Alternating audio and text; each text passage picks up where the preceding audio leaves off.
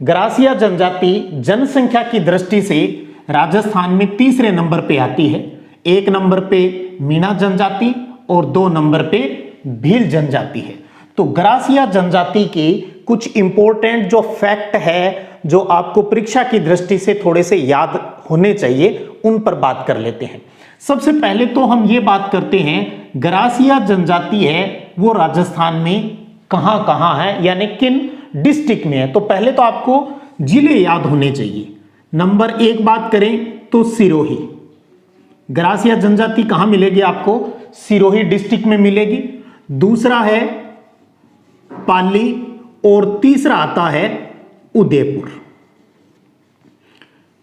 तो पहले तो आपको 3 जिले सिरोही, पाली और उदयपुर का ध्यान हो।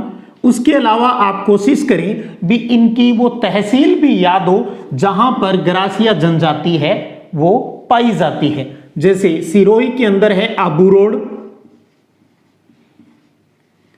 और दूसरी तहसील है उनकी पिंडवाड़ा। आबू रोड और पिंडवाड़ा। पाली के अंदर बात करें तो बाली तहसील हो गई। और उदयपुर के अंदर अगर हम बात करें तो गोगुंदा और कोटड़ा आता है। गोगुंदा और कोटड़ा तहसील। तो ये अपने आप में इंपॉर्टेंट बात है भी ग्रासिया जनजाति का निवास क्षेत्र कहां कहां है। तो सिरोही, पाली और उदयपुर, इन 3 डिस्ट्रिक्ट में मुख्यतः ग्रासिया जनजाति मिलती है। उसके बाद लगे हाथ हम इनके थोड़े से घर और जहां ये रहते हैं उनके बारे में बात कर लेते हैं। तो ग्रासिया जनजाति के जो घर हैं, चलो मैं घर को इस प्रकार से बना देता हूं। ग्रासिया जनजाति के जो घर हैं उनको कहा जाता है घेर। पहले तो आपको ये ध्यान रखो, ग्रासिया जनजाति के घर को क्या कहा जाता है? घेर कहा जाता है। और इनके घरों से बने हुए जो गांव हैं, यानी इनका जो गांव है, किनका? ग्रासिया जनजाति का। ग्रासियों का जो गांव है उसको कहा जाता है फालिया। फालिया। तो ध्यान रखिए, इनके घर को क्या कहते हैं? घेर। ग्रासियों के घर को घेर कहा जाता है, उनके गांव को फालिया कहा जाता है। फालिया कहा जाता है। और इनकी एक पंचायत भी होती है, जाति पंचायत होती है। और पंचायत का जो मुखिया होता है उस मुखिया को सहलोत कहते हैं। ये 3 तथ्य आपको याद होने चाहिए। सहलोत कौन है? पंचायत का मुखिया। तो पंचायत का मुखिया यानी सरपंच मान लीजिए आप। ग्रासियों का जो सरपंच है वो सहलोत है।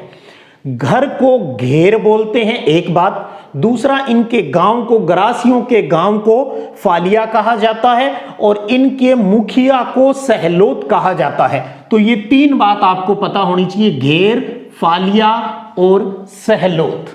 3 ही डिस्ट्रिक्ट, सिरोही, पाली और उदयपुर, 3 ही बात हमने यहां पर की है। अब हम ग्रासिया जनजाति के सामाजिक जीवन की बात कर लेते हैं। किस प्रकार का ये सामाजिक जीवन है वो व्यतीत करते हैं, और इनको भी हम छोटे छोटे पॉइंट के माध्यम से समझते हैं ताकि याद रखना आसान हो जाए। सबसे पहले बात करते हैं इनके सामाजिक जीवन में ग्रासियों के परिवार के बारे में।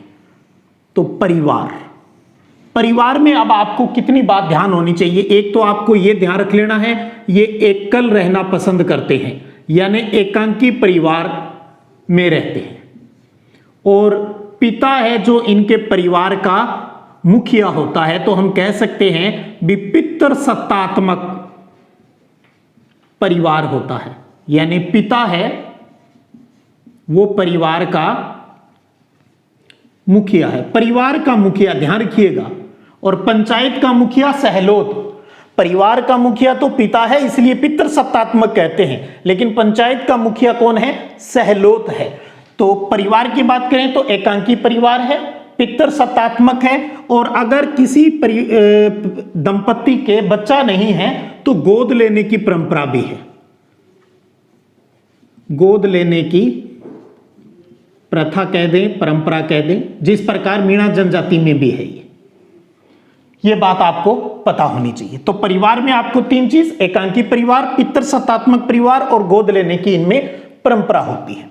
उसके बाद परिवार के बाद थोड़ा सा और बड़े लेवल पर इनके सामाजिक ढांचे की बात कर लें, समाज की बात कर लें, तो इनका जो समाज है वो तीन वर्गों में बंटा रहता है, तीन वर्गों में बंटा है और उनके नाम हैं मोटी नियात, मोटी नियात, दूसरा आता है इसका जो नैन की नियात यानी मध्यम, नैन की नियात, और तीसरा आता है निचली नियात। तो ध्यान दीजिए, गरासियों का समाज है वो तीन वर्गों में बंटा हुआ है। मोटी यानी वही बड़े वाले हो गए, बड़े वाले लोग हो गए, मध्यम हो गए और छोटे वाले हो गए। तो मोटी नियात, नैन की नियात और निचली नियात। तो परिवार में तीन बात, एकांकी परिवार है, पिता परिवार का मुख्य है, गोद लेने की परंपरा है। समाज में तीन वर्ग हैं, मोटी नियात, नैन की नियात और निचली नियात। उसके बाद समाज में रह रहे हैं तो विवाह शादी भी होंगे, तो इनके विवाह की बात कर ले भी, इनमें विवाह का क्या सिस्टम है। तो ध्यान रखिए, गरासियों में तीन प्रकार के विवाह, तीन प्रकार की जो शादियां हैं वो प्रचलित है। कौन कौन सी है? एक है मोर बांधिया, मोर बांधिया, दूसरा है इसके अंतर्गत पहरावना, और तीसरा इसके अंतर्गत है ताड़ना। ध्यान दीजिए, गरासियों में तीन प्रकार के विवाह प्रचलित है, एक मोर बांधिया, एक पहरावना और तीसरा ताड़ना। मोर बंदिया के अंदर है वो फेरे लिए जाते हैं,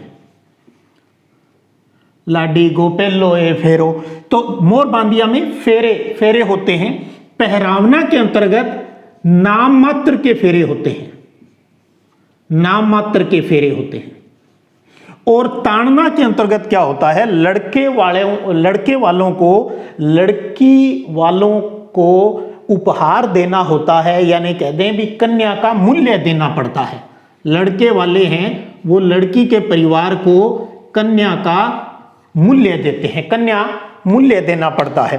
तो विवाह भी इनमें तीन प्रकार का, मोर बंदिया जिसमें फेरे होते हैं, पहरावना नाम मात्र के फेरे होते हैं, और ताड़ना में वधु पक्ष को वर पक्ष की ओर से कन्या का मूल्य देना पड़ता है। एक तरीके से खरीदने वाली बात हो गई। तो तीन प्रकार के विवाह यहां होते हैं। तीन परिवार की बात, तीन समाज के वर्गों की बात की, और तीन प्रकार के इनके विवाह की बात हमने यहां की।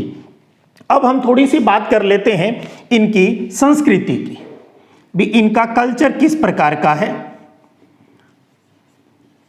संस्कृति यानी इसके अंतर्गत उनके त्योहारों की, मेलों की, ये बातें इसके अंतर्गत हमें बतानी होती है। तो इसमें आप में एक मेला इनका जो प्रमुख है वो ध्यान रख लेना, और वो है मनखारो मेला। मनखारो मेला, ये बात ध्यान रखिएगा। मनखारो मेला किनका है? प्रसिद्ध गरासिया का। तो गरासिया जनजाति से संबंधित है मनखारो मेला, ये आपको पता होनी चाहिए। और दूसरी बात यहां मेले के अंदर जीवन साथी का चुनाव, मेले में जीवन साथी का चयन, ये इनकी महत्वपूर्ण बात है।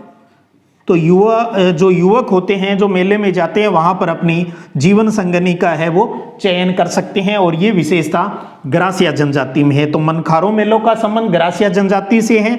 युवक द्वारा मेले में जीवन साथी का चयन है वो भी इसमें किया जाता है। और उसके अलावा नृत्य आपको लिखना है तो वालर, गरबा, गेर नृत्य है वो आदि इनके अंतर्गत है, वो प्रचलित है। उसके अलावा बात कर लेते हैं पहनावे की। पहनावा भी गरासिया जनजाति के लोगों का पहनावा किस प्रकार का है, तो इसमें हम दोनों की बात कर लेते हैं। पुरुष क्या पहनते हैं और महिला क्या पहनते हैं। पुरुष की बात करें तो ये धोती और कमीज पहनते हैं।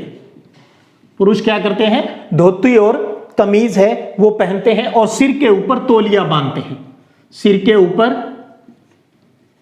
तौलिया बांधते हैं। महिलाओं की बात करें तो महिलाएं हैं वो तड़क भड़क वाले वस्त्र पहनती हैं, और गोदना गुदवाना इनकी एक परंपरा है और ये पूरे शरीर को ढक के रखते हैं, पूरे शरीर को ढक के रखती है और गोदना गुदवाना इनकी विशेषता है। तो पुरुष धोती कमीज पहनते हैं, सिर पर तौलिया बांधते हैं, महिलाएं हैं वो पूरे शरीर को ढक कर रखती है कपड़ों से, तड़क भड़क वाले कपड़े पहनना पसंद है और गोदना गुदवाना इनकी प्रमुख बात है महिलाओं से संबंधित। तो ये पहनावे की। तो देखिए सामाजिक जीवन में हमने परिवार पढ़ा, एकांकी परिवार, पितर सतात्मक गोद लेने की परंपरा। समाज में 3 वर्ग होते हैं, मोटी नियात, नेन की नियात, निचली नियात। 3 प्रकार के विवाह, मोरबंदिया, पहरावना और ताड़ना की बात की। संस्कृति में हमने इनके मेलों की बात करी, नृत्यों की बात कर रहे हैं, मनखारो मेला है और मेले में ये जीवन साथी का चुनाव करते हैं। पहनावे की बात करें तो पुरुष धोती कमीज पहनते हैं, सिर पर तौलिया बांधते हैं, महिलाएं पूरे शरीर को ढक कर रखती है, गोदना गुदवाती है।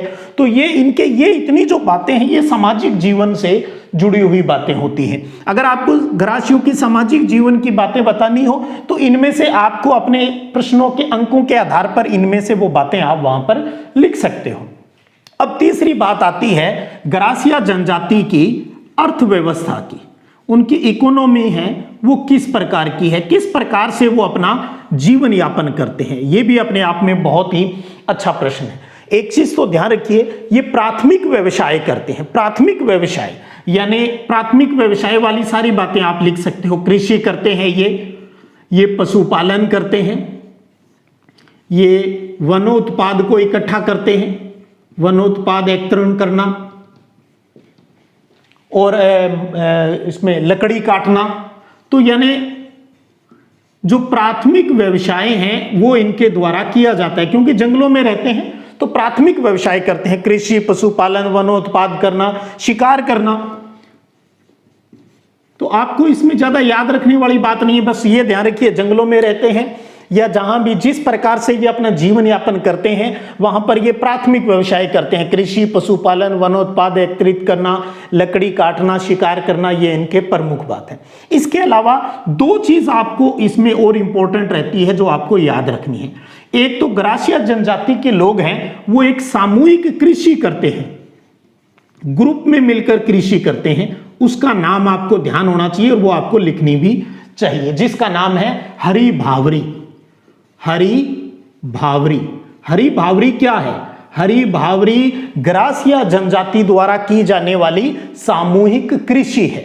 ग्रासिया जनजाति द्वारा की जाने वाली सामूहिक कृषि है। उसके अलावा ये अपने अनाज का संग्रहण करते हैं। अनाज का संग्रहण जिस जगह पर करते हैं उसका नाम भी आपको याद होना चाहिए, जिसका नाम है सोहरी। सोहरी, और जिसको कोठी भी कहा जाता है, सोहरी या कोठी। तो ये अपने जो भी चीज खाने की इकट्ठी करते हैं उसका जहां पर संग्रहण करते हैं, उस जैसे हमारे पुराने टाइम में गांव में बोलते थे बखारी, तो उसको बोलते हैं सोहरी या कोठी कहा जाता है। तो जहां पर ये अपने अनाज का संग्रहण करते हैं। तो अर्थव्यवस्था में आपको ये बताना है भी ये क्या क्या काम करते हैं। कृषि, पशुपालन, शिकार, लकड़ी काटना, ये करते हैं। इनकी सामूहिक कृषि है जिसका नाम हरि भावरी है। हरि भावरी है। अनाज संग्रहण है वो सोहरी या कोठी के अंदर किया जाता है। तो ये इतनी बातें ग्रासिया जनजाति की आपको याद रखनी है। ये 4 नंबर के प्रश्न के बड़े रूप के अंदर भी आपसे परीक्षा में पूछा जा सकता है। भी बहुत प्यारा प्रश्न है। ग्रासिया जनजाति है वो बोर्ड परीक्षा की दृष्टि से बहुत इंपॉर्टेंट है। और एक बार थोड़ा सा रिवाइज कर लेते हैं। ग्रासिया जनजाति सिरोही, पाली और उदयपुर डिस्ट्रिक्ट में मिलती है। इनके घर को घेर बोलते हैं, गांव को फालिया बोलते हैं, पंचायत के मुखिया को सहलोत बोलते हैं। परिवार एकांकी है, पितर सतात्मक गोद लेने की प्रथा है। समाज के 3 वर्ग, मोटी नियात, नेन की नियात, निचली नियात है। विवाह 3 प्रकार के, मोरबंदिया जिसमें फेरे होते हैं, पहरावना नाम मात्र के फेरे होते हैं, ताड़ना जिसमें कन्या का मूल्य देना पड़ता है। मनखारो मेला इनका प्रमुख है। मेले में जीवन साथी का चुनाव किया जाता है। वाला नृत्य, गरबा नृत्य, गैर नृत्य किया जाता है। पुरुष धोती कमीज पहनते हैं, सिर पर तौलिया बांधते हैं, महिलाएं पूरे तन को ढक के रखती है और तड़क भड़क वाले कपड़े पहनना पसंद है और गोदना गुदवाती है।